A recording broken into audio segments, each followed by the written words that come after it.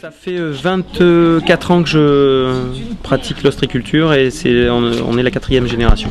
J'ai choisi ce métier parce que c'est une question de facilité entre guillemets de reprise familiale.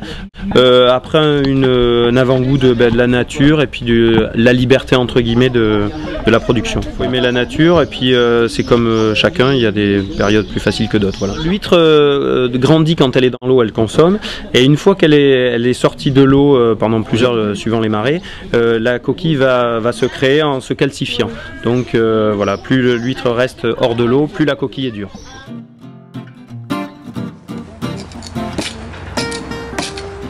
Le pauvre arbre comme ça.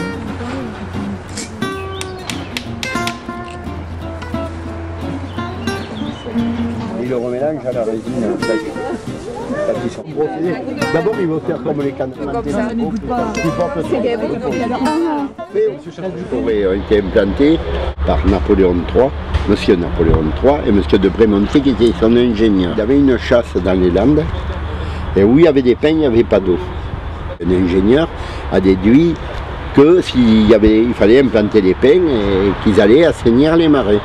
Ce qui a été le cas dans toute l'Aquitaine. Un bon gémeur, il lui fallait 7000 pains pour vivre. Un pain donne 2 litres de gemme par an. La saison étant d'avril à octobre. Ça leur faisait 14 000 à 15 000 litres de résine qui portaient à la distillerie. Il y a un appareil qui s'appelle le pelote, qui est celui-là. Ça veut dire le pelote, on pèle, on enlève l'écorce. Et après, ils prennent le hatchop. C'est le seul outil où même un droitier travaille à la main gauche pour entailler l'arbre. Voilà. On fait des copeaux, des galipes. Ça s'appelle un galipe, ces petits bouts.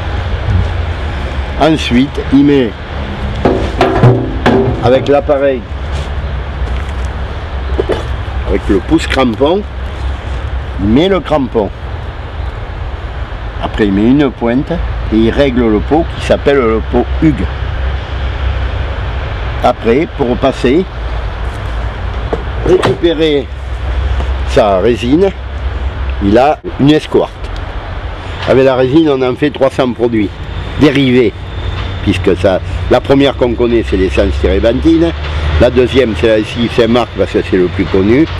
Mais après, il y a tout ce qui est prothèse dentaire, tout ce qui est bonbons, tout ce qui est les autres lessives, ça rentre dans 300 produits.